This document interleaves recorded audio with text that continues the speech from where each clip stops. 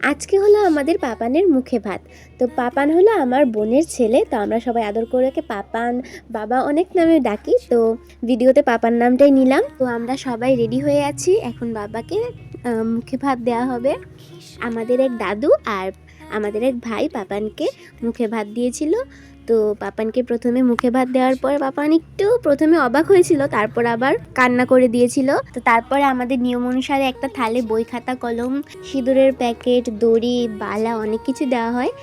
তো প্রথমে বই খাতা ধরার পর ধরলো সিঁদুরের প্যাকেট, আর ওইটা ধরার পর আবার মায়ের দিকে অবাক হয়ে তাকিয়েছিল।